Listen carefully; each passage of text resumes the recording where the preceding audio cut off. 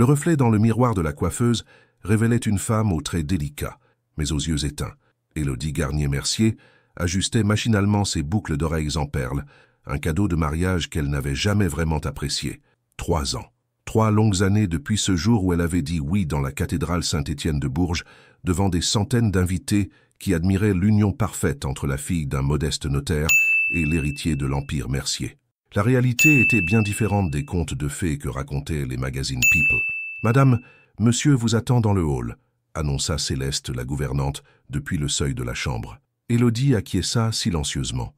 Comme chaque matin depuis leur mariage, Adrien l'attendait pour le petit déjeuner, mais leurs échanges se limitaient à des politesses glaciales. « Bonjour, bonne journée, à ce soir. Rien de plus, rien de moins. » En descendant l'escalier de marbre de leur demeure du 16e arrondissement, Élodie observait discrètement son mari. À 37 ans, Adrien Mercier était indéniablement séduisant. Ses cheveux châtains toujours impeccablement coiffés, ses costumes taillés sur mesure, et cette prestance naturelle qui imposait le respect dès qu'il entrait dans une pièce. Mais ses yeux d'un bleu-gris profond demeuraient toujours froids, distants, comme s'il regardait à travers elle plutôt que vers elle. « Bonjour, Élodie », dit-il sans lever la tête de son journal financier. « Bonjour, Adrien. » Le même rituel, jour après jour. Elle s'installa à sa place habituelle, à l'autre bout de la longue table d'acajou. Entre eux, des mètres de silence et des années de non-dit. Céleste servit le café dans les tasses en porcelaine de Limoges. L'arôme riche et corsé était l'un des rares plaisirs qu'Élodie s'autorisait encore à savourer pleinement. C'était un mélange spécial qu'Adrien faisait venir directement d'une petite torréfaction de Montmartre, l'une des seules touches personnelles qu'elle avait découvertes chez cet homme mystérieux. « J'ai une réunion qui risque de se prolonger ce soir », annonça-t-il sans quitter son journal des yeux. « Ne m'attendez pas pour dîner. » Élodie hocha la tête. Encore une soirée seule dans cette maison immense où chaque pièce résonnait de son isolement. Elle aurait pu protester, demander des explications, exiger un peu d'attention. Mais à quoi bon? Les premières tentatives s'étaient soldées par des regards encore plus froids et des silences encore plus lourds. Après le départ d'Adrien, Élodie se retrouva seule face à sa journée vide. Pas d'enfant à élever, pas de travail. Adrien avait été catégorique sur ce point. Une épouse Mercier ne travaillait pas même d'amis véritables. Les femmes de leur milieu la côtoyaient par obligation sociale, mais elles sentaient leur regard condescendant, leur chuchotement dans son dos. La pauvre Élodie, si jolie mais si effacée. Adrien Mercier aurait pu épouser n'importe qui. Un mariage de convenance, évidemment. Le téléphone sonna, interrompant ses pensées moroses. C'était Marguerite, sa belle-mère. « Élodie, ma chère, n'oubliez pas le gala de ce soir chez les Dubois. Adrien sera là, naturellement. Tâchez de ne pas le faire honte. » Le ton était poli mais cinglant, comme toujours avec Marguerite Mercier. Cette femme de 68 ans, au chignon argenté parfait et aux manières impeccables, n'avait jamais accepté que son fils unique épouse une petite bourgeoise de province. « Bien sûr, Marguerite, je serai prête. Et portez la robe Dior que nous avons choisie ensemble. Elle vous va à ravir. » Après avoir raccroché, Élodie monta dans sa chambre et contempla la robe en question. Bleu nuit, élégante, parfaitement adaptée au code de leur milieu. Une robe qui, comme tout le reste de sa garde-robe, avait été choisie par d'autres pour plaire à d'autres. L'après-midi passa lentement. Rendez-vous chez le coiffeur, manucure, maquillage. Tous ces rituels de beauté qui la transformaient en poupée parfaite pour les mondanités parisiennes. Mais au fond d'elle-même, une petite voix lui murmurait qu'elle disparaissait un peu plus chaque jour derrière ce masque de perfection. Le soir venu, Adrien l'attendait dans le hall, impeccable dans son smoking noir. Il lui offrit son bras avec la courtoisie d'usage, mais sans un regard, sans un compliment sur sa tenue. Dans la Bentley qui les conduisait vers l'hôtel particulier des Dubois, ils gardèrent le silence, chacun perdu dans ses pensées. Élodie regardait défiler les lumières de Paris à travers la vitre. Quelque part dans cette ville, des couples s'aimaient, riaient ensemble, se disputaient même parfois. Ils vivaient, tout simplement. Elle existait à peine, fantôme élégant dans un mariage de façade. « Nous y sommes », annonça le chauffeur. Adrien descendit et lui tendit la main pour l'aider à sortir de la voiture. Ce bref contact, le seul de la journée, lui fit l'effet d'une décharge électrique. Leurs regards se croisèrent une fraction de seconde et Élodie crut déceler quelque chose dans les yeux de son mari. Mais l'instant d'après, le masque froid était déjà revenu. Ils pénétrèrent dans le salon illuminé où tout le gratin parisien se pressait. Champagne, rire forcé, conversation mondaine. Élodie sourit, salua, joua parfaitement son rôle d'épouse Mercier. Mais intérieurement, elle suffoquait. Cette soirée allait-elle être comme toutes les autres? Ou bien quelque chose était-il sur le point de changer dans sa vie d'épouse invisible? Le salon des Dubois résonnait de conversations animées et du tintement cristallin des coupes de champagne. Élodie évoluait avec grâce entre les invités, un sourire de circonstance figé sur ses lèvres. À ses côtés, Adrien discutait affaires avec M. Rousseau, directeur de la Banque de France, sans lui accorder un seul regard. « Ma chère Élodie !» s'exclama Vivienne Dubois en s'approchant, ses bijoux scintillant sous les lustres en cristal. « Cette robe vous va à ravir, n'est-ce pas, Adrien ?» Adrien leva brièvement les yeux vers sa femme, acquiesça poliment, puis reporta immédiatement son attention sur sa conversation. Élodie sentit ses joues s'empourprer de honte. Même dans ce cadre social, elle demeurait transparente à ses yeux. « Vous devez être si fier de votre mari », poursuivit Vivienne, sans remarquer le malaise. « Les journaux ne parlent que de ses derniers succès en Asie. Un vrai génie des affaires. » Élodie sourit faiblement. Elle ne savait même pas qu'Adrien avait des projets en Asie.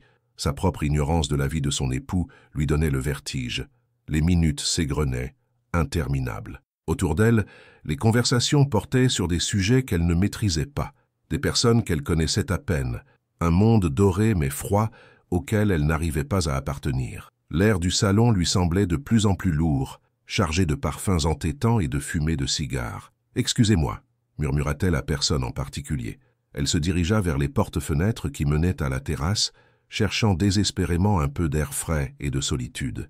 La nuit parisienne l'accueillit avec ses lumières scintillantes et sa brise légère qui caressait sa peau. Élodie s'accouda à la balustrade en fer forgé, contemplant les toits haussmanniens qui s'étendaient à perte de vue. Pour la première fois de la soirée, elle put enfin respirer. « Vous aussi, vous fuyez cette mascarade ?» La voix grave la fit sursauter.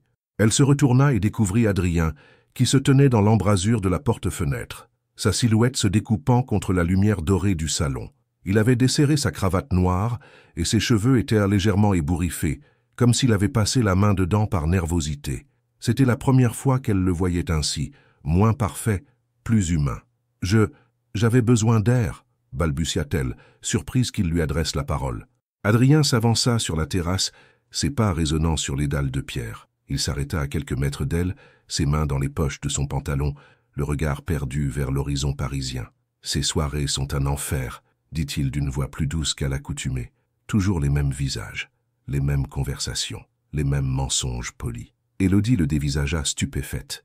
Jamais il ne s'était confié à elle, même de manière aussi anodine. Dans la pénombre de la terrasse, éclairée par la lune et les lumières de la ville, il paraissait différent, moins distant, moins impénétrable. « Pourquoi y venons-nous alors ?» osa-t-elle demander. « Par devoir, par habitude, par lâcheté peut-être. » Le silence retomba entre eux, mais pour une fois, ce n'était pas un silence lourd de reproches et de non-dits. C'était un silence complice, presque apaisé.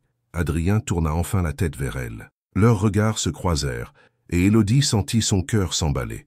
Dans les yeux bleu-gris de son mari, elle découvrit quelque chose qu'elle n'y avait jamais vu, une vulnérabilité profonde, une tristesse infinie, mais aussi du désir, un désir interdit, dangereux, qui la faisait trembler des pieds à la tête. « Élodie » murmura-t-il, et son prénom dans sa bouche résonna comme une caresse. Elle ne bougea pas, hypnotisée par ce regard qui la dévorait littéralement. Pour la première fois depuis leur mariage, elle se sentait vue, vraiment vue, comme si tous ces masques tombaient d'un coup. « Vous êtes... » commença-t-il, mais il s'interrompit, secouant la tête comme pour chasser une pensée dangereuse. « Je suis quoi ?» chuchota-t-elle, le cœur battant à tout rompre. Adrien fit un pas vers elle, puis s'arrêta net. Ses poings se serrèrent le long de son corps, et elle vit un muscle de sa mâchoire tressaillir. Il luttait visiblement contre quelque chose, une force invisible qui l'empêchait de s'approcher davantage. « Nous devrions rentrer », dit-il finalement d'une voix rauque. « On va remarquer notre absence. » Mais ils ne bougeaient pas. Ils restèrent là, immobiles, prisonniers de cet instant suspendu où tout avait basculé. L'air entre eux vibrait d'une tension électrique, chargée de promesses et d'interdits. « Adrien » murmura-t-elle à son tour. Il ferma les yeux, comme s'il souffrait physiquement. « Non », dit-il dans un souffle. « Non, Élodie, nous ne pouvons pas. » Ces mots la frappèrent comme une gifle. « Nous ne pouvons pas quoi? S'aimer? Se parler? Être mari et femme autrement qu'en façade? Pourquoi ?» demanda-t-elle, les larmes aux yeux. Adrien rouvrit les yeux et la regarda avec une intensité bouleversante. parce que je vous ferai du mal, comme je fais du mal à tout ce que je touche. » Sur ces mots, il tourna les talons et disparut à l'intérieur, la laissant seule sur la terrasse avec son cœur en miettes et 1000 questions sans réponse. Mais quelque chose venait de se briser entre eux, ou plutôt, quelque chose venait de naître. Ce regard, ce Élodie murmuré comme une prière, cette tension palpable, rien ne serait plus jamais comme avant. En rentrant dans le salon, Élodie croisa son reflet dans un miroir. Ses joues étaient roses, ses yeux brillants. Pour la première fois depuis des années, elle se sentait vivante, terriblement, dangereusement vivante. Le retour en Bentley se déroula dans un silence encore plus pesant qu'à l'aller. Élodie fixait ses mains gantées posées sur ses genoux, n'osant regarder Adrien qui se tenait rigide contre la portière opposée. L'espace entre eux semblait à la fois immense et électrique, chargé de tout ce qui venait de se passer sur cette terrasse. Les mots d'Adrien résonnaient encore dans sa tête. « Je vous ferai du mal, comme je fais du mal à tout ce que je touche. » Que signifiait-il exactement? Quelle tragédie se cachait derrière cette façade impénétrable? Arrivé devant leur hôtel particulier, Adrien descendit rapidement et tendit la main vers elle par pure politesse. Le contact de leurs doigts, même à travers les gants, fit naître un frisson que ni l'un ni l'autre ne put ignorer. Leurs yeux se croisèrent à nouveau, et pendant une seconde vertigineuse, Élodie crut qu'il allait dire quelque chose. Mais non, il lâcha sa main et se dirigea vers l'entrée sans un mot. Dans le hall, Céleste les accueillit avec son professionnalisme habituel. « Bonsoir, monsieur, madame.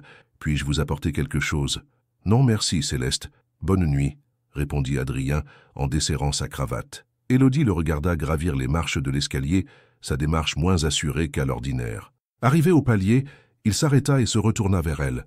Son regard était indéchiffrable dans la pénombre, mais elle sentait qu'il luttait contre quelque chose d'immense. « Élodie, » commença-t-il. Elle retint son souffle, espérant qu'enfin il s'expliquerait, qu'il briserait ce mur de silence qui les séparait depuis 3 ans. Mais il secoua simplement la tête et disparut dans l'aile ouest, là où se trouvaient ses appartements privés. Élodie resta seule dans le hall, le cœur lourd de déception et de questions sans réponse. Cette nuit-là, elle ne trouva pas le sommeil. Allongée dans son grand lit vide, elle repensait à chaque seconde de leur échange sur la terrasse. Le ton de sa voix quand il avait prononcé son prénom, l'intensité de son regard, cette vulnérabilité qu'elle avait entrevue, tout cela était-il réel, ou n'avait-elle fait que projeter ses propres désirs sur un homme qui ne l'aimerait jamais? Le lendemain matin, Adrien n'était pas au petit déjeuner. Céleste lui apprit qu'il était parti très tôt pour un voyage d'affaires à Londres, sans préciser la durée de son absence. « Il a laissé ceci pour vous, madame, » dit la gouvernante, en lui tendant une enveloppe crème frappée des armoiries Mercier. À l'intérieur, quelques lignes écrites de sa main ferme. « Élodie, mon absence vous épargnera peut-être ma compagnie désagréable. Profitez de cette liberté. A.M. » Élodie froissa la lettre, le cœur serré. Même dans ses excuses, il parvenait à être blessant. Compagnie désagréable? Liberté? Comme si elle était prisonnière de sa présence alors qu'elle mourait de son indifférence.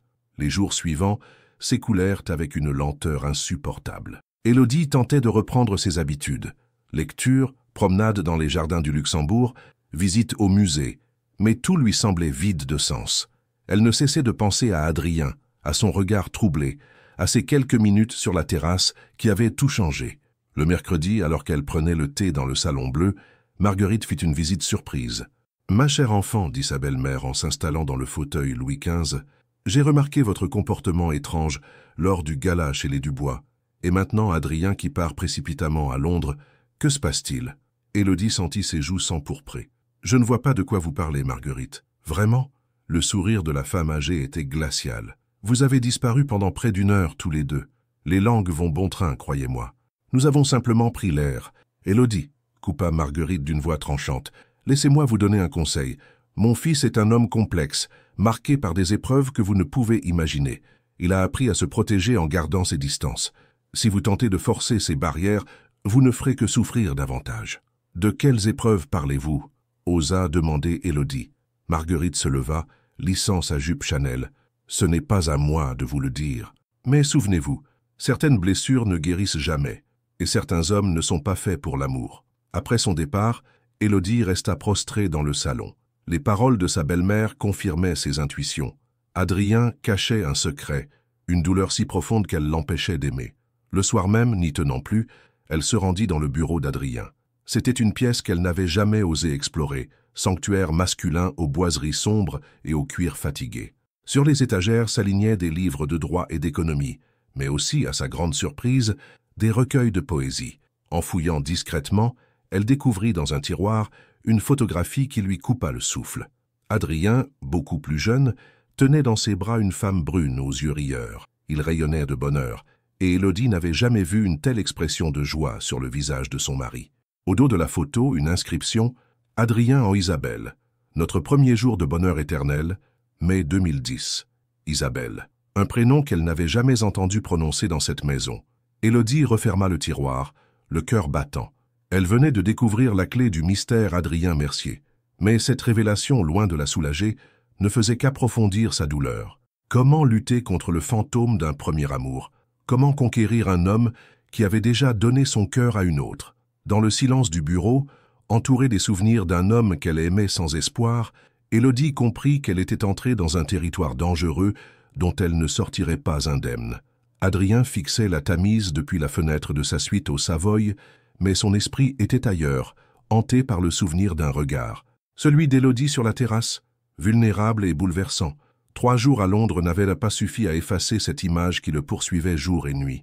Il porta la main à sa poche intérieure, où se trouvait toujours la photographie qui l'emportait partout depuis 12 ans. Isabelle, sa lumière, sa vie, son unique amour, morte à 24 ans dans cet accident stupide qu'il aurait pu empêcher s'il avait été moins obsédé par ses affaires. « Pardonne-moi » murmura-t-il à la photo, comme il le faisait chaque soir depuis sa disparition. Le lendemain matin, il prit le premier Eurostar pour Paris. Fuir n'avait servi à rien. Le regard d'Élodie l'avait suivi jusqu'à Londres, et pour la première fois depuis la mort d'Isabelle, il ressentait quelque chose qui ressemblait dangereusement à du désir. Cette pensée le terrifiait. À son retour rue de la Pompe, la maison lui parut différente. Plus vivante, comme si la présence d'Élodie avait réchauffé l'atmosphère glaciale qu'il s'était efforcé de maintenir. Céleste l'accueillit avec son sourire habituel. « Monsieur Adrien, Madame vous attend dans le jardin d'hiver. Dois-je lui annoncer votre retour ?»« Non, j'y vais. » Il traversa les couloirs familiers, le cœur battant comme un adolescent. Pourquoi cette appréhension? Pourquoi cette envie folle de la revoir alors qu'il s'était juré de garder ses distances? Il la trouva assise près de la verrière, un livre ouvert sur les genoux, mais les yeux perdus dans la contemplation du jardin. La lumière dorée de fin d'après-midi caressait ses cheveux châtains et dessinait son profil délicat. Elle portait une robe simple en lin beige qui épousait gracieusement ses formes, et pour la première fois, Adrien la vit vraiment comme une femme, pas seulement comme l'épouse de convenance qu'il avait épousée pour satisfaire les exigences familiales. Élodie. Elle sursauta et se retourna. Leurs regards se croisèrent, et cette même électricité que sur la terrasse des Dubois parcourut l'espace entre eux. « Adrien, vous êtes rentré. » Sa voix tremblait légèrement. Elle referma son livre, un recueil de Verlaine, remarqua-t-il avec surprise, et se leva gracieusement. « Comment s'est passé votre voyage ?» demanda-t-elle en s'approchant. « Bien, les affaires, vous savez. » Il mentait. Il avait à peine assisté aux réunions, l'esprit ailleurs, obsédé par cette femme qu'il fuyait et qu'il mourait d'envie de retrouver. « Élodie, à propos de l'autre soir, vous n'avez pas à vous expliquer, » coupa-t-elle doucement. « Je comprends que ma présence vous dérange. Peut-être vaudrait-il mieux que je retourne chez mes parents à Bourges quelque temps. » Ces mots le frappèrent comme un coup de poing. L'idée qu'elle puisse partir, qu'elle puisse disparaître de sa vie, lui était soudain insupportable. « Non !» dit-il plus fort qu'il ne l'aurait voulu. Élodie écarquilla les yeux, surprise par la véhémence de sa réaction. « Non !» répéta-t-il plus doucement. « Votre place est ici, c'est votre maison. »« Est-ce vraiment le cas, Adrien ?» demanda-t-elle. Et il y avait tant de tristesse dans sa voix qu'il eut envie de la prendre dans ses bras. « Depuis 3 ans, je vis ici comme une étrangère. Vous me parlez à peine, vous ne me regardez jamais, vous fuyez ma présence. C'est compliqué, murmura-t-il, détournant les yeux. Compliqué comment? Expliquez-moi, je vous en prie. J'ai le droit de savoir pourquoi mon propre mari me traite comme si j'étais invisible. » Adrien ferma les yeux. Comment lui expliquer qu'il la fuyait précisément parce qu'elle l'attirait, qu'il avait peur de la regarder de peur de succomber, qu'aimer à nouveau lui semblait une trahison envers Isabelle? « Il y a eu quelqu'un d'autre, » dit-il finalement, les mots arrachés de sa gorge. « Avant vous, quelqu'un que j'aimais plus que ma propre vie. » Élodie pâlit mais ne dit rien, attendant la suite. Elle s'appelait Isabelle. Nous devions nous marier. Elle est morte dans un accident de voiture en revenant d'un rendez-vous professionnel que j'avais annulé à la dernière minute. Si j'avais été là, sa voix se brisa. Il n'avait jamais raconté cette histoire à personne. Je me suis juré de ne plus jamais aimer, de ne plus jamais risquer de faire souffrir quelqu'un par ma négligence, mon égoïsme. Adrien, murmura Élodie, les larmes aux yeux. Notre mariage était un arrangement, Élodie, une union de convenance pour satisfaire nos familles. Je pensais pouvoir maintenir cette distance, cette indifférence. Mais vous, il la regarda intensément, vous bouleversez tout. Votre présence, votre regard, votre façon d'être, vous réveillez en moi des sentiments que j'avais enterrés avec Isabelle. Élodie fit un pas vers lui, le cœur battant. Et c'est si terrible? Oui, souffla-t-il, parce que je ne survivrai pas à vous perdre aussi. Le silence tomba entre eux, lourd de révélations et d'émotions à vif. Élodie tendit lentement la main vers lui, et cette fois il ne recula pas. Leurs doigts se frôlèrent, et ce contact si simple déclencha une onde de choc dans tout son être. « Vous ne me perdrez pas, murmura-t-elle. Vous ne pouvez pas me promettre cela. »« Si, je le peux. » Elle entrelaça leurs doigts, et Adrien sentit ses dernières défenses s'effondrer. Pour la première fois depuis 12 ans, il entrevoyait la possibilité d'être à nouveau heureux. Et cela le terrifiait autant que cela l'émerveillait. Les jours qui suivirent cette confession bouleversante furent marqués par une transformation subtile, mais perceptible. Adrien ne fuyait plus le regard d'Élodie. Leurs conversations, jadis limitées aux politesses d'usage, s'enrichissaient peu à peu de véritables échanges. Ce matin-là, pour la première fois en 3 ans de mariage, ils prirent leur petit déjeuner ensemble dans un silence apaisé, plutôt que pesant. Adrien lisait encore son journal financier, mais il levait parfois les yeux vers sa femme, comme s'il la découvrait vraiment. « J'ai remarqué que vous lisiez Verlaine », dit-il soudain, brisant le silence matinal. Élodie sursauta, surprise qu'il ait prêté attention à ses lectures. « Vous trouvez cela étonnant ?»« Non, au contraire. Simplement, je ne savais pas que vous aimiez la poésie. » Un sourire timide éclaira le visage d'Élodie. « Il y a beaucoup de choses que vous ne savez pas sur moi, Adrien. J'aimerais apprendre, » répondit-il avec une sincérité qui la fit frissonner. Cette phrase, si simple en apparence, marquait une révolution dans leur couple. Pour la première fois, Adrien manifestait de l'intérêt pour la femme qu'il avait épousée. L'après-midi, alors qu'Élodie se promenait dans le jardin, elle le trouva assis sur le banc de pierre, près de la roseraie, un livre à la main. Il semblait perdu dans ses pensées, plus détendu qu'elle ne l'avait jamais vu. « Puis-je vous tenir compagnie ?» demanda-t-elle. Il leva les yeux vers elle et acquiesça. Elle s'assit à côté de lui, assez près pour sentir son eau de toilette boisée, mais assez loin pour respecter cette distance qu'il maintenait encore. « Que lisez-vous » s'enquit-elle. « Les fleurs du mal. Baudelaire a toujours été... » Il s'interrompit, comme s'il avait failli révéler quelque chose d'intime. « Il était le poète préféré d'Isabelle » termina-t-il plus doucement. Élodie sentit une pointe de jalousie, mais aussi de la compassion pour cet homme qui portait sa douleur avec tant de dignité. Elle avait bon goût, dit-elle simplement. Adrien la regarda avec surprise. Il s'était attendu à de la colère, de la jalousie, pas à cette générosité d'âme qui le désarmait complètement. « Vous ne devriez pas être si compréhensive, » murmura-t-il. « Pourquoi? Parce que je devrais être jalouse d'une femme qui vous a rendu heureux? Parce que vous méritez mieux qu'un homme hanté par ses fantômes ?» Élodie se tourna vers lui, plongeant ses yeux dans les siens. « Et si ces fantômes faisaient partie de vous, si je vous acceptais tel que vous êtes, avec votre passé, vos blessures, vos peurs ?» Adrien sentit sa gorge se serrer. Cette femme qu'il avait négligée pendant 3 ans lui offrait une compréhension qu'il n'espérait plus. Élodie. « Non, laissez-moi finir. Je ne vous demande pas d'oublier Isabelle. Je ne vous demande pas de m'aimer comme vous l'avez aimée. Je vous demande seulement de me laisser une place, même petite, dans votre cœur. » Les mots d'Élodie résonnèrent dans l'air parfumé du jardin. Adrien ferma les yeux, luttant contre l'émotion qu'il submergeait. Quand il les rouvrit, il vit des larmes silencieuses couler sur les joues de sa femme. Sans réfléchir, il tendit la main et cueillit une larme du bout du doigt. Ce geste d'une tendresse infinie les surprit tous les deux. « Vous avez déjà une place, » avoua-t-il dans un souffle, « plus grande que vous ne l'imaginez. Et cela me terrifie. » Le cœur d'Élodie s'emballa. C'était la première fois qu'il admettait avoir des sentiments pour elle. « Pourquoi cela vous terrifie-t-il tant ? » « Parce que je ne sais plus comment aimer sans avoir peur de perdre. Parce que chaque fois que je vous regarde vraiment, je ressens quelque chose de si fort que j'ai envie de fuir. Et si nous apprenions ensemble ? Si nous avancions pas à pas, sans précipitation ?» Adrien la contempla longuement. Dans la lumière dorée du couchant, elle lui parut d'une beauté bouleversante. Pas seulement physique, mais intérieure. Cette générosité, cette patience, Cette façon de l'accepter avec toutes ses failles. « J'aimerais vous emmener quelque part, » dit-il impulsivement. « Où? Là où j'allais avec elle, pour vous montrer qui j'étais avant, pour ne plus avoir de secret entre nous. » Élodie comprit l'importance de cette proposition. Il lui offrait de visiter son passé, de rencontrer ses démons. C'était un cadeau immense et douloureux à la fois. « J'aimerais vous accompagner, » répondit-elle.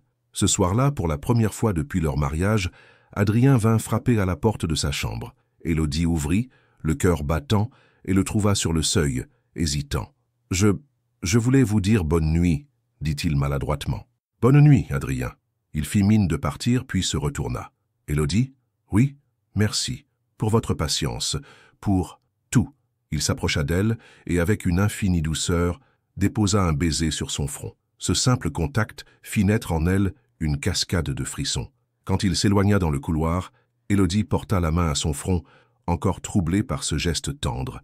Pour la première fois depuis 3 ans, elle s'endormit, le sourire aux lèvres, le cœur plein d'espoir. Dans sa chambre, Adrien contemplait le plafond, incapable de trouver le sommeil. L'odeur délicate du parfum d'Élodie, quelque chose de floral et de frais, s'attardait encore sur ses lèvres. Il réalisait avec effroi et émerveillement qu'il était en train de tomber amoureux de sa propre épouse.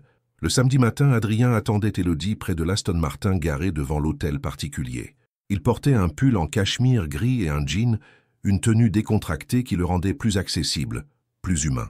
Quand elle apparut dans une robe légère couleur lavande, il sentit son cœur s'accélérer. « Où allons-nous » demanda-t-elle en s'installant dans le siège passager. « À Giverny. » Isabelle adorait les jardins de Monet. Le nom résonna entre eux, mais cette fois sans douleur. Élodie posa simplement sa main sur celle d'Adrien posée sur le levier de vitesse. Il ne la retira pas. La route vers la Normandie se déroula dans un silence paisible, ponctué par de brefs échanges. Adrien lui parlait de son enfance, de ses études, de la pression familiale qui avait toujours pesé sur ses épaules. Élodie découvrait un homme différent, plus vulnérable que celui qu'elle côtoyait depuis 3 ans. « Mon père voulait que je reprenne l'Empire Mercier à 25 ans, confida-t-il. J'ai toujours eu l'impression de courir après ses attentes, de ne jamais être à la hauteur. Et Isabelle, elle vous acceptait comme vous étiez? Oui, avec elle, je n'avais pas besoin d'être parfait. Je pouvais juste être Adrien. » Élodie sentit une pointe de tristesse. Pourrait-elle un jour lui offrir la même liberté? Ils arrivèrent à Giverny en début d'après-midi. Les jardins de Claude Monet s'épanouissaient sous le soleil de mai, explosant de couleurs et de parfums. Adrien s'arrêta devant le bassin aux nymphéas, le regard perdu. « C'est ici qu'elle venait peindre », murmura-t-il. Elle rêvait d'exposer ses toiles dans une galerie parisienne. Élodie l'observa discrètement. Sur son visage, elle lisait un mélange de mélancolie et de paix. « Parlez-moi d'elle », dit-elle doucement. Adrien la regarda avec surprise. « Vous êtes sûr? »« Oui, j'ai besoin de connaître la femme qui a eu votre cœur. » Ils s'assirent sur un banc face au bassin. Adrien ferma les yeux, laissant remonter les souvenirs. Isabelle était lumineuse. Elle riait tout le temps, même pour des petites choses. Elle adorait danser pieds nus sous la pluie, cuisiner des plats impossibles qui finissaient toujours brûlés. Sa voix s'adoucissait au fil des mots. Élodie sentait la jalousie poindre, mais aussi quelque chose de plus fort, de la compassion pour cet homme qui avait tant aimé. Elle me reprochait d'être trop sérieux. Elle disait que j'oubliais de vivre à force de travailler. Elle avait raison, complètement. Le soir de l'accident, j'avais annulé notre dîner pour une réunion de dernière minute. Elle est partie seule voir ses parents en Bretagne. Sur la route du retour, sa voix se brisa. Élodie posa instinctivement sa main sur la sienne. La police a dit qu'elle s'était endormie au volant, fatigue et pluie. Si j'avais été là, si j'avais conduit... Adrien, vous n'êtes pas responsable. Vraiment? Il la regarda avec intensité. J'ai choisi le travail plutôt qu'elle, une fois de plus. Et vous vous punissez depuis 12 ans. Il acquiesça silencieusement. Élodie comprit alors l'ampleur de sa culpabilité. Il ne se contentait pas de pleurer Isabelle. Il s'interdisait le bonheur par pénitence. « Vous savez ce qu'elle penserait de votre vie actuelle ?» demanda-t-elle. « Qu'est-ce que vous voulez dire? Cette femme qui riait tout le temps, qui vous reprochait d'être trop sérieux, elle accepterait que vous vous enterriez vivant ?» Adrien resta silencieux, troublé par cette question. « Elle voudrait que vous soyez heureux, » poursuivit Élodie. « Elle voudrait que vous aimiez à nouveau. Comment pouvez-vous dire cela? Vous ne la connaissiez pas. »« Non, mais je connais l'amour. Le vrai amour veut le bonheur de l'autre, même après la mort. » Ces mots touchèrent Adrien au plus profond. Il regarda Élodie comme s'il la voyait vraiment pour la première fois. « Qui êtes-vous » murmura-t-il. La femme qui vous aime en silence depuis 3 ans. La femme qui accepte vos fantômes parce qu'ils font partie de vous. L'aveu tomba entre eux comme une évidence. Élodie venait de dire tout haut ce qu'elle portait en secret depuis leur mariage. « Élodie, je ne vous demande rien, Adrien. Juste de ne plus vous punir. Juste de me laisser vous aimer comme vous êtes. » Il se leva brusquement et fit quelques pas vers le bassin. Les nymphéas flottaient paisiblement, indifférents au drame humain qui se jouait. « J'ai peur », avoua-t-il sans se retourner. Élodie le rejoignit et se plaça face à lui. « Moi aussi. Mais avoir peur ensemble, c'est déjà moins effrayant. » Non. Pour la première fois, Adrien sourit vraiment. Un sourire fragile mais sincère qui transformait complètement son visage. Isabelle aurait aimé cette phrase. Alors peut-être qu'elle nous donne sa bénédiction. Il leva la main vers le visage d'Élodie, effleurant sa joue avec une tendresse infinie. « Je ne sais pas comment on fait, » chuchota-t-il. « Je ne sais plus comment aimer sans avoir peur. On apprend ensemble, pas à pas. » Leurs visages se rapprochèrent lentement. Le premier baiser fut doux, hésitant, chargé de 3 années d'attente et de solitude. Quand ils se séparèrent, tous deux avaient les larmes aux yeux. « Je crois que je suis en train de tomber amoureux de ma femme, » murmura Adrien. « Il était temps, » répondit Élodie en souriant à travers ses larmes. Dans les jardins de Giverny, sous le regard bienveillant des nymphéas de Monet, leur véritable histoire d'amour venait enfin de commencer. Le retour de Giverny marqua le début d'une nouvelle ère dans la vie d'Élodie et Adrien.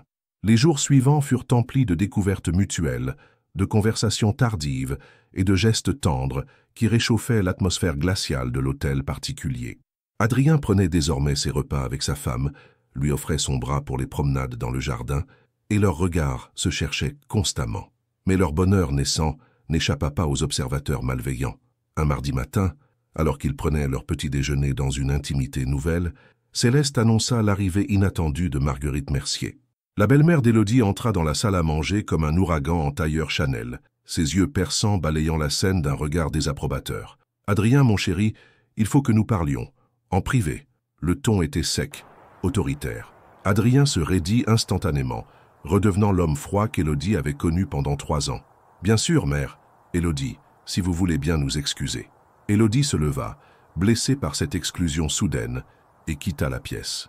Mais elle ne put résister à l'envie d'écouter à la porte. « Qu'est-ce qui te prend, Adrien ?» attaqua immédiatement Marguerite. « Depuis quelques jours, tu es différent. Et ne me dis pas que cela n'a rien à voir avec cette fille. Cette fille est ma femme, mère. Une épouse de convenance. Tu l'as épousée pour satisfaire ton père et consolider nos relations avec la famille Garnier. Rien de plus. » Élodie sentit son cœur se serrer. Était-ce vraiment ainsi qu'Adrien voyait leur mariage? « Les choses ont évolué, » répondit Adrien d'une voix tendue. « Évolué ?» Marguerite eut un rire cassant. « Adrien, tu as 37 ans. Tu ne vas pas me dire que tu es tombé amoureux comme un adolescent? Et si c'était le cas ?» Le silence qui suivit fut lourd de menaces. Élodie colla son oreille contre la porte. « Tu as oublié Isabelle si vite ?» La voix de Marguerite était devenue glaciale. « Cette fille qui était digne de toi, qui venait du même milieu, qui comprenait nos valeurs. Tu vas salir sa mémoire pour une petite bourgeoise de province? N'insultez pas, Élodie. Je ne l'insulte pas, je dis la vérité. Elle ne sera jamais à ta hauteur, Adrien. Elle ne comprend pas notre monde, nos responsabilités. Et que dira la famille quand elle apprendra que tu négliges les affaires pour jouer les amoureux transis? » Élodie entendit des pas se rapprocher et s'éloigna précipitamment. Elle monta dans sa chambre, le cœur en lambeaux.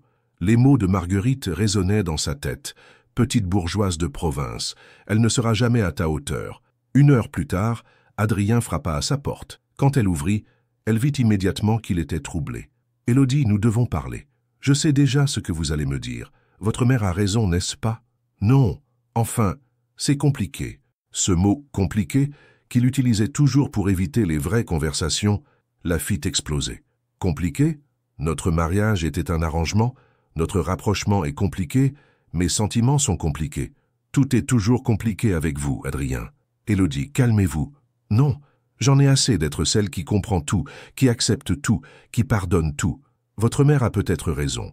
Je ne suis qu'une petite bourgeoise de province qui ne comprend pas votre monde. » Adrien pâlit. Elle avait donc entendu la conversation. « Vous avez écouté aux portes? J'ai eu tort, j'ai enfin appris la vérité sur ce que vous pensez vraiment de moi. Ce ne sont pas mes pensées, ce sont celles de ma mère. Mais vous ne l'avez pas contredite. Pas une seule fois vous n'avez dit que vous m'aimiez, que j'avais ma place dans votre vie. » Adrien resta silencieux. et ce silence fut plus blessant que tous les mots. « C'est bien ce que je pensais, » murmura Élodie, les larmes aux yeux. « Au fond, vous avez honte de moi, honte de nous. »« Non, Élodie. »« Si. Et vous savez quoi? Votre mère a raison sur un point. Je ne comprends pas votre monde. Un monde où on épouse par calcul, où on cache ses sentiments, où on sacrifie l'amour sur l'autel des convenances. » Elle se dirigea vers sa garde-robe et commença à sortir ses affaires. « Qu'est-ce que vous faites? »« Je retourne chez mes parents. Vous n'aurez plus à avoir honte de votre épouse de convenance. »« Élodie, arrêtez! Vous ne pouvez pas partir. »« Pourquoi? Parce que cela ferait scandale. Parce que les journaux en parleraient. » Adrien la saisit par les poignets, l'obligeant à le regarder. « Parce que je vous aime. » L'aveu explosa entre eux, arraché par la désespération. Mais Élodie secoua la tête. « Vous m'aimez en secret, dans l'ombre, loin des regards. Ce n'est pas assez, Adrien. Moi, je veux être aimé au grand jour, sans honte, sans excuse. Donnez-moi du temps. J'ai déjà donné 3 ans de ma vie. 3 ans à être invisible, à accepter les miettes de votre attention. Je ne recommencerai pas. » Elle se libéra de son étreinte et continua à faire ses bagages. Adrien la regardait impuissant, déchiré entre son amour pour elle et la pression de son milieu. « Ma mère viendra me chercher demain matin, » dit-elle sans le regarder. « Ce soir, nous dînerons ensemble une dernière fois, pour sauver les apparences, puisque c'est ce qui compte le plus pour vous. » Sur ces mots, elle sortit de la chambre, laissant Adrien seul face à ses démons. Dans le couloir, elle croisa Marguerite qui affichait un sourire satisfait. « Vous avez fait le bon choix, ma chère, » dit la vieille dame. « Adrien vous en sera reconnaissant un jour. » Élodie la foudroya du regard. « Non, Madame Mercier. Un jour, il se rendra compte de ce qu'il a perdu. Et ce jour-là, il sera trop tard. » La guerre était déclarée. Mais qui en sortirait vainqueur? Le dîner d'adieu se déroula dans un silence de plomb. Élodie, vêtue d'une robe noire simple mais élégante, mangea à peine, le regard fixé sur son assiette. Adrien, face à elle, semblait en proie à un combat intérieur qui se lisait sur son visage tendu. « Le potage est délicieux, » dit-il pour briser le silence. Élodie leva les yeux vers lui. Dans son regard, il n'y avait plus de colère, seulement une tristesse immense qui lui serra le cœur. « Adrien, arrêtez. Nous savons tous les deux que ce dîner est une mascarade. » Il reposa sa cuillère, vaincu. « Je ne veux pas que vous partiez, mais vous ne ferez rien pour me retenir. Que voulez-vous que je fasse? Que je renonce à ma famille, à mes responsabilités? Je veux que vous me choisissiez. Moi, pour une fois dans votre vie, choisissez l'amour plutôt que le devoir. » Adrien ferma les yeux, déchiré. Toute sa vie, il avait été l'héritier parfait, l'homme sur qui la famille comptait. Mais pour la première fois, son cœur lui criait de tout abandonner pour cette femme qui le regardait avec tant de détresse. « C'est plus compliqué que vous ne le pensez. »« Non ?» Élodie abattit sa main sur la table, faisant tinter la porcelaine. « Non, c'est simple. Soit vous m'aimez assez pour vous battre pour nous, soit vous me laissez partir et vous retournez à votre vie parfaitement ordonnée. » Adrien la regarda, bouleversé par sa véhémence. « Vous ne comprenez pas. Ma mère a des contacts partout. Si elle décide de vous nuire, elle peut détruire la réputation de votre père, ruiner ses affaires. Vous me menacez? Non, je vous protège. » Élodie eut un rire amer. « Vous m'abandonnez en prétendant me protéger. C'est d'un lâche, Adrien. » Ces mots le frappèrent comme une gifle. Lâche. Était-ce vraiment ce qu'il était devenu? « Élodie, laissez-moi du temps. Je trouverai une solution. » Le temps? Elle se leva, majestueuse dans sa douleur. « J'ai 28 ans, Adrien. Je ne passerai pas ma vie à attendre qu'un homme trouve le courage de m'aimer ouvertement. » Elle se dirigea vers la porte, puis se retourna une dernière fois. « Sachez une chose, je vous ai aimé depuis le premier jour. Malgré votre froideur, malgré vos silences, malgré vos rejets, mais l'amour à sens unique finit par tuer et je refuse de mourir à petit feu. » Sur ces mots, elle quitta la salle à manger, laissant Adrien seul face à ses démons. Les heures qui suivirent furent les plus longues de la vie d'Adrien. Il arpentait son bureau comme un lion en cage, ressassant les paroles d'Élodie. Dans le tiroir, la photo d'Isabelle semblait le regarder avec reproche. « Qu'est-ce que tu ferais à ma place ?» murmura-t-il à l'image. Soudain, il ouvrit le tiroir et sortit la photographie. Pour la première fois depuis 12 ans, il la regarda vraiment. Isabelle souriait, rayonnante de vie et d'amour. Cette femme qu'il avait tant aimée aurait-elle voulu qu'il se condamne à la solitude éternelle? « Pardonne-moi » chuchota-t-il, avant de poser délicatement la photo sur son bureau. Puis, impulsivement, il décrocha son téléphone et composa un numéro. « Laurent, c'est Adrien, j'ai besoin de ton aide. » Immédiatement. Laurent Dubois, son ami d'enfance et avocat de la famille, arriva 1 heure plus tard. Il trouva Adrien dans un état qu'il ne lui avait jamais vu. Cheveux ébouriffés, cravate défaite, l'air d'un homme au bord du gouffre. « Mon Dieu, que t'arrive-t-il? Ma femme va me quitter demain matin, et je ne peux pas la laisser partir. » Laurent haussa un sourcil. En 20 ans d'amitié, jamais il n'avait vu Adrien manifester le moindre sentiment pour son épouse. « Tu es amoureux d'Élodie ?» Éperdument. Et je viens de réaliser que j'étais en train de commettre la plus grande erreur de ma vie. Que veux-tu que je fasse? Adrien se leva et fit face à son ami.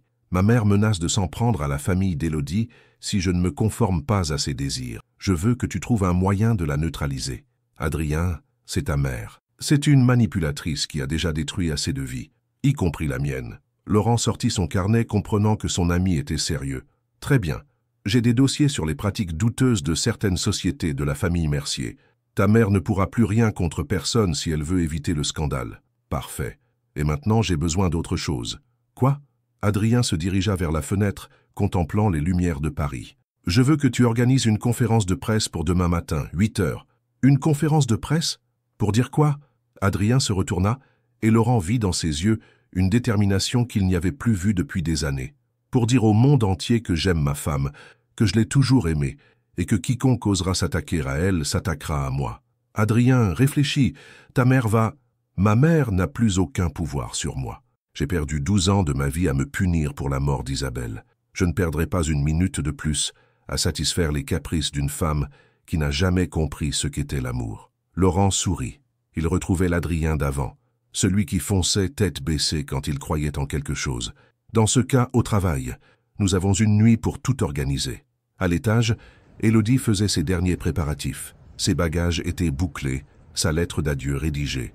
Dans quelques heures, elle quitterait cette maison pour toujours. Elle ne savait pas qu'en bas, l'homme qu'elle aimait était en train de se battre pour elle, comme jamais il ne s'était battu pour personne. La nuit de tous les choix venait de commencer. 7 heures du matin. Élodie descendit l'escalier de marbre avec ses bagages, le cœur lourd, mais la décision prise. Dans le hall, Céleste l'attendait avec un sourire triste. « Madame, votre mère sera là dans 1 heure. Puis-je vous servir un dernier petit déjeuner ?»« Non merci, Céleste, je n'ai pas faim. » La gouvernante s'approcha et posa une main maternelle sur son bras. « Si je puis me permettre, madame, monsieur Adrien n'a pas fermé l'œil de la nuit. Je l'ai entendu téléphoner, aller et venir dans son bureau. Peut-être devriez-vous... » Il a fait son choix, Céleste, comme j'ai fait le mien. Au même moment, dans le bureau, Adrien vérifiait une dernière fois ses notes avec Laurent. Les journalistes allaient arriver d'une minute à l'autre pour la conférence de presse qu'ils avaient organisée en urgence. « Tu es sûr de ton coup ?» demanda Laurent. « Une fois que tu auras parlé, il n'y aura plus de retour en arrière possible. J'ai déjà trop reculé. Aujourd'hui, je vais enfin dire la vérité. Et ta mère? J'ai eu une conversation très claire avec elle ce matin. Elle sait qu'elle n'a plus aucun pouvoir sur moi, ni sur Élodie. 8 heures précises. Dans le grand salon, une dizaine de journalistes de la presse People et économique s'étaient rassemblés, intrigués par cette convocation matinale du discret Adrien Mercier. Élodie, qui attendait dans le hall l'arrivée de sa mère, entendit les voix et les bruits de caméra. Que se passait-il? « Mesdames et messieurs, commença Adrien d'une voix ferme, je vous ai réunis ce matin pour rectifier certaines informations qui circulent sur ma vie privée. » À l'étage, Marguerite Mercier descendait l'escalier, alertée par l'agitation. En découvrant les journalistes, son visage se décomposa. « Adrien, qu'est-ce que tu fais ?» siffla-t-elle. Mais son fils ne l'entendait pas. Il n'avait d'yeux que pour Élodie qui venait d'apparaître dans l'embrasure du salon, stupéfaite. « Pendant 3 ans, poursuivit Adrien en la regardant intensément, j'ai laissé croire que mon mariage était un simple arrangement, que ma femme n'était qu'une épouse de convenance. Cette version des faits est non seulement fausse, mais elle constitue la plus grande injustice que j'ai jamais commise. » Les journalistes notaient frénétiquement. Élodie, pétrifiée, n'arrivait pas à croire ce qu'elle entendait. « La vérité, » continua Adrien, sa voix se réchauffant, « c'est qu'Élodie Garnier-Mercier est la femme la plus remarquable que j'ai jamais rencontrée. Intelligente, généreuse, courageuse. Elle a supporté pendant des années mon indifférence et ma froideur, avec une dignité qui me confond. Monsieur Mercier, intervint une journaliste de Paris Match, vous confirmez donc que vous aimez votre épouse? Adrien se tourna vers Élodie, croisant son regard ébahi. Je l'aime depuis le premier jour. J'étais simplement trop lâche pour l'admettre et trop aveugle pour le montrer. Un murmure parcourut l'assemblée.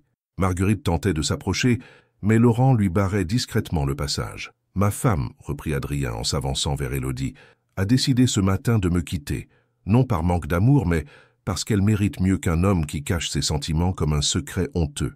Il s'arrêta devant elle, indifférent au regard des journalistes et au flash des photographes. « Élodie, je sais que j'ai gâché 3 années de notre vie. Je sais que j'ai été un mari indigne, un homme lâche. Mais si vous me donnez une chance, une seule, je passerai le reste de ma vie à rattraper le temps perdu. » Les larmes coulaient silencieusement sur les joues d'Élodie. Elle n'arrivait pas à parler, submergée par l'émotion. « Devant tous ces témoins, » continua Adrien en prenant ses mains, « je veux vous dire ce que j'aurais dû vous dire il y a 3 ans. Je vous aime, Élodie. Je vous aime plus que ma tranquillité, plus que les convenances, plus que l'approbation de ma famille. » Il se tourna vers les journalistes sans lâcher les mains de sa femme. « Et si quelqu'un, qui que ce soit, s'avise encore de manquer de respect à mon épouse ou de la traiter comme une femme de seconde zone, il aura affaire à moi. » Marguerite, livide, comprit que son règne de terreur était terminé. Son fils venait publiquement de choisir son camp. « Adrien, » murmura enfin Élodie, « je sais que c'est peut-être trop tard, je sais que j'ai peut-être détruit toutes mes chances, mais je ne pouvais pas vous laisser partir sans vous dire la vérité. » Élodie le regarda longuement, ses yeux verts brillants de larmes. Tout ce qu'elle avait attendu, espéré, rêvé pendant 3 ans venait de se réaliser devant le monde entier. « C'est la plus belle déclaration d'amour qu'on m'ait jamais faite, » chuchota-t-elle. « Alors, vous restez ?» Pour toute réponse, elle se jeta dans ses bras. Leurs lèvres se rencontrèrent dans un baiser passionné sous les flashs des photographes et les applaudissements spontanés de l'assistance. « Je vous aime aussi », murmura-t-elle contre ses lèvres, « depuis toujours. » Dans un coin du salon, Laurent souriait, ému par cette scène qu'il n'oublierait jamais. Marguerite avait disparu, probablement pour digérer sa défaite. « Mesdames et messieurs, » annonça Adrien, en gardant Élodie contre lui, « je crois que nous n'avons plus rien à ajouter. Sinon que ma femme et moi allons enfin commencer notre vraie lune de miel. » Les journalistes riaient, charmés par cette histoire d'amour digne des plus beaux romans. En quelques heures, cette conférence de presse ferait le tour de la France. Mais pour Élodie et Adrien, seuls comptait cette évidence nouvelle. Ils s'aimaient enfin au grand jour. À l'étage, dans un tiroir du bureau, la photographie d'Isabelle semblait sourire, apaisée. Sa mission était terminée. Adrien avait enfin retrouvé le chemin du bonheur. 6 mois plus tard, l'hôtel particulier de la rue de la Pompe avait retrouvé une âme. Les couloirs, autrefois silencieux, résonnaient maintenant de rires, de conversations animées et de cette musique particulière que crée un couple heureux. Élodie avait transformé la bibliothèque en atelier d'écriture, poursuivant enfin son rêve de devenir romancière, tandis qu'Adrien avait appris à quitter le bureau plus tôt pour retrouver sa femme. Ce matin d'automne, ils prenaient leur petit déjeuner dans le jardin d'hiver, profitant des derniers rayons de soleil avant l'hiver. Élodie, radieuse dans une robe couleur champagne, parcourait les journaux avec amusement. « Écoutez cela, » dit-elle en riant. Le Figaro titre « Adrien Mercier, 6 mois après sa déclaration d'amour public. Un homme transformé. » Et Paris Match nous consacre encore 3 pages. Adrien sourit par-dessus sa tasse. Cette célébrité soudaine l'amusait plus qu'elle ne le dérangeait. « Ils ont raison, je suis transformé. Complètement.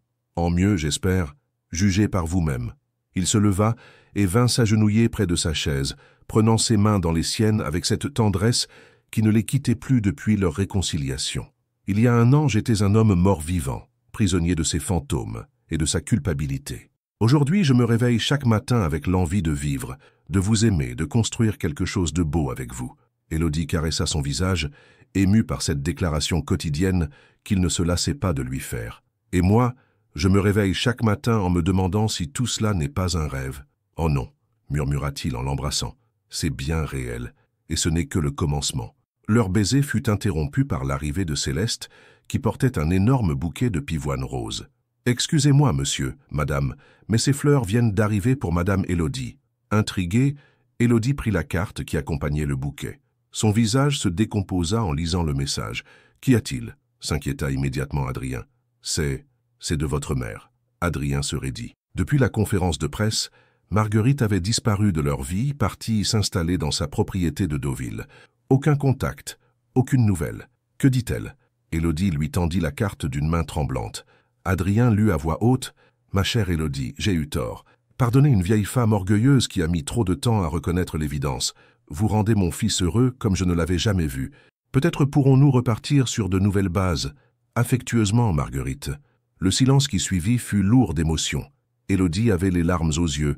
Adrien paraissait abasourdi. « Je n'arrive pas à y croire, » murmura-t-il. Ma mère qui présente des excuses. Que voulez-vous faire? Demanda Élodie. Adrien réfléchit longuement. Sa relation avec sa mère avait toujours été compliquée, faite de chantages affectifs et de manipulations. Mais peut-être était-ce l'occasion de tourner définitivement la page. C'est à vous de décider, dit-il finalement. C'est vous qu'elle a blessé. Élodie contempla les pivoines, ces fleurs qu'elle avait toujours adorées. Ce geste n'était pas anodin. Je crois qu'il faut savoir pardonner. Nous sommes si heureux maintenant. Pourquoi ne pas partager ce bonheur? Adrien la serra contre lui, émerveillé une fois de plus par la générosité de cette femme extraordinaire. « Je vous aime », murmura-t-il. « Vous êtes meilleur que je ne le mérite. Non, nous nous méritons parfaitement. Nous avons traversé les épreuves, nous avons grandi, nous nous sommes trouvés. » L'après-midi, ils se rendirent au Père Lachaise. C'était devenu un rituel mensuel depuis leur réconciliation. Devant la tombe d'Isabelle, Adrien déposa un bouquet de roses blanches. « Isabelle, dit-il doucement, je voudrais te présenter Élodie, ma femme, celle qui m'a appris à aimer à nouveau. » Élodie prit sa main, émue par ce moment de communion. « Elle vous a rendu heureux, n'est-ce pas ?» demanda-t-elle. « Oui, mais d'un bonheur différent du nôtre. Avec elle, j'étais jeune, insouciant. Avec vous, je suis un homme accompli qui a appris la valeur de l'amour. Et vous ne regrettez rien? Rien. Même pas ces 3 années difficiles, elles nous ont menés jusqu'ici. » En rentrant, ils trouvèrent Laurent qui les attendait dans le salon, un sourire malicieux aux lèvres. « J'espère que vous n'avez rien de prévu ce soir, » annonça-t-il. « Pourquoi ?» demanda Adrien, méfiant. « Parce que le tout Paris vous attend au Ritz pour célébrer vos vrais débuts. Laurent, nous n'avons pas envie d'un grand événement. Trop tard, j'ai tout organisé. Et puis il faut bien que la haute société parisienne apprenne les bonnes manières en matière d'amour. » Élodie éclata de rire. « Il a raison, Adrien. Montrons-leur ce qu'est un vrai couple heureux. » Le soir venu, ils firent sensation au Ritz. Élodie, dans une robe de soirée émeraude qui sublimait ses yeux, rayonnait au bras d'Adrien qui ne la quittait pas du regard. Ils dansèrent jusqu'au bout de la nuit, sous les regards attendris de leurs invités. « Regardez-les, » murmura une dame de la société à sa voisine. « On dit qu'il l'a ignorée pendant 3 ans. Qui aurait cru qu'ils finiraient par s'aimer comme ça ?»« Parfois, » répondit son ami, « les plus belles histoires d'amour commencent par les plus grands malentendus. » Sur la piste de danse, Adrien fit tourner Élodie avant de la ramener contre lui. « Des regrets, Madame Mercier ?»« Aucun, Monsieur Mercier. Et vous ?»« Si, un seul, celui de ne pas vous avoir aimé plus tôt. Nous avons toute la vie pour rattraper le temps perdu. »« Toute la vie, » répéta-t-il en l'embrassant. Dans le regard de sa femme, Adrien lisait son avenir. Des matins complices, des projets partagés, peut-être des enfants qui couraient dans les couloirs de l'hôtel particulier, et surtout, cet amour indestructible qu'ils avaient mis tant de temps à découvrir. Parfois, les plus beaux amours naissent dans le silence et l'indifférence. Il suffit d'un regard, d'un aveu, d'un geste courageux pour que tout bascule. Élodie et Adrien en étaient la preuve vivante. Leur histoire d'amour ne faisait que commencer, mais elle avait déjà la force de l'éternité. Le jardin de l'hôtel particulier résonnait de rires cristallins et de pas qui couraient sur les allées de gravier. Élodie, assise sous la tonnelle fleurie, regardait avec tendresse ses 2 enfants jouer près de la fontaine. Gabriel, 4 ans, aux cheveux châtains de sa mère et aux yeux bleu-gris de son père, poursuivait sa petite sœur Camille, 2 ans et demi, qui trottinait en gloussant de bonheur. « Maman, regarde comme je cours vite !» cria Gabriel en fonçant vers elle.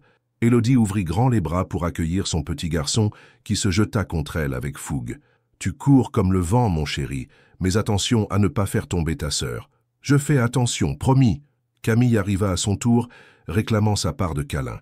Avec ses boucles dorées et son sourire espiègle, elle était le portrait craché d'Élodie enfant. « Maman, papa rentre quand ?»« Bientôt, ma puce. » Il a dit qu'il serait là pour le goûter. Depuis la naissance des enfants, Adrien avait complètement réorganisé ses priorités. Fini les journées interminables au bureau, les voyages d'affaires qui s'éternisaient.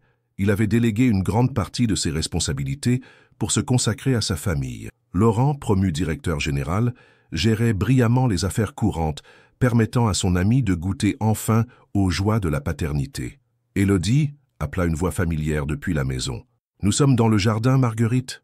Car oui, l'impensable s'était produit. Marguerite Mercier était devenue une grand-mère gâteau, complètement transformée par l'amour qu'elle portait à ses petits-enfants. Sa relation avec Élodie, construite lentement sur le respect mutuel et l'amour partagé pour Adrien et les enfants, était maintenant sincèrement affectueuse. « Mes petits trésors !» s'exclama-t-elle en voyant Gabriel et Camille se précipiter vers elle. Grand-mère a apporté des surprises. Élodie sourit. Marguerite ne venait jamais les mains vides, gâtant outrageusement ses petits-enfants avec une tendresse qu'elle n'avait jamais montrée à son propre fils. « Comment allez-vous, ma chère ?» demanda la vieille dame en s'installant près d'Élodie. « Très bien, un peu fatiguée mais heureuse. » Marguerite la regarda avec attention et son visage s'illumina. « Vous rayonnez, Élodie. Cette lumière dans vos yeux, seriez-vous… » Élodie porta instinctivement la main à son ventre encore plat et sourit mystérieusement. « Adrien ne le sait pas encore. Je voulais lui annoncer ce soir. Un 3e bébé !» Marguerite applaudit de joie. « Quelle merveilleuse nouvelle! Adrien va être fou de bonheur. » Au même moment, le bruit d'une voiture dans l'allée leur parvint. Gabriel poussa un cri de joie. « Papa! Papa est là !» Adrien apparut au coin de l'allée, plus séduisant que jamais à 42 ans. Les années de bonheur avaient effacé les rides de tension de son visage, remplacées par celles que dessinent les sourires répétés. Il portait un costume gris anthracite, mais sa cravate était déjà défaite et ses manches retroussées. « Mes petits monstres !» s'écria-t-il en ouvrant les bras. Gabriel et Camille se jetèrent sur lui avec des cris de bonheur. Il les souleva tous les deux, tournoyant sur lui-même sous leurs éclats de rire. « Tu as fini plus tôt ?» demanda Élodie en s'approchant. « J'ai donné ma démission ce matin », annonça-t-il tranquillement. « Quoi ?» Élodie et Marguerite s'exclamèrent ensemble. Adrien posa les enfants et prit les mains de sa femme. « Laurent est parfaitement capable de diriger l'entreprise. Et moi, j'ai autre chose à faire. »« Quoi donc ?» demanda Élodie, intriguée. « Être père à temps plein, voyager avec ma femme, l'aider à promouvoir son dernier roman. » Car Élodie était devenue une romancière reconnue. Son premier livre, inspiré de leur histoire d'amour, avait connu un succès retentissant. Le deuxième, paru 6 mois plus tôt, figurait déjà en tête des ventes. « Et puis, » continua Adrien en caressant tendrement le visage de sa femme, « j'ai l'intuition qu'il va y avoir du changement dans notre famille. » Élodie écarquilla les yeux. « Comment savez-vous ?»« Parce que vous avez cette lueur particulière dans le regard, la même qu'avec Gabriel et Camille. » Elle éclata de rire et se blottit contre lui. « Vous me connaissez trop bien. »« Jamais assez, » murmura-t-il en l'embrassant. « Un bébé. Un bébé !» criaient les enfants qui avaient tout compris. Marguerite essuyait discrètement une larme d'émotion. Qui aurait cru, 5 ans plus tôt, que cette famille déchirée trouverait un tel bonheur? Le soir venu, après le départ de Marguerite et le coucher des enfants, Élodie et Adrien se retrouvèrent dans leur chambre. Ils avaient transformé les 2 chambres séparées d'autrefois en une suite parentale où régnait enfin l'amour. « Êtes-vous heureux ?»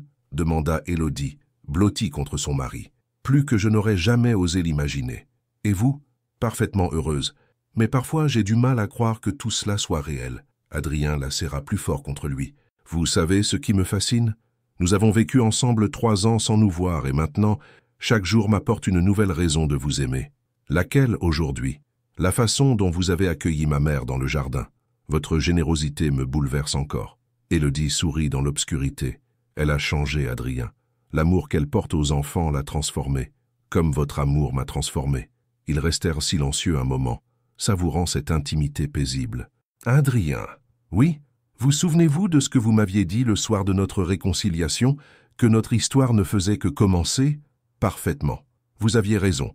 Chaque jour, j'ai l'impression de découvrir un nouvel aspect de notre amour. Et ce n'est que le début, murmura-t-il en caressant ses cheveux. Nous avons toute une vie devant nous.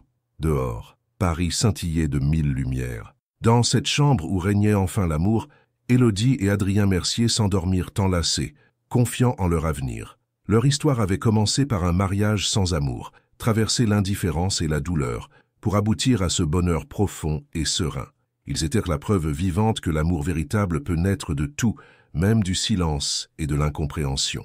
Gabriel, Camille et le bébé à venir grandirent dans cette maison où l'amour avait enfin trouvé sa place, témoin d'un bonheur construit sur les cendres du passé. Et quelque part, dans un tiroir du bureau d'Adrien, la photographie d'Isabelle veillait paisiblement sur cette famille qu'elle avait, d'une certaine façon, contribué à réunir. Et vous, si vous étiez Élodie, pourriez-vous pardonner à un mari qui vous a ignoré pendant 3 ans, même après une déclaration d'amour public, où certaines blessures du cœur sont-elles impossibles à guérir? Votre participation sur la chaîne est très importante.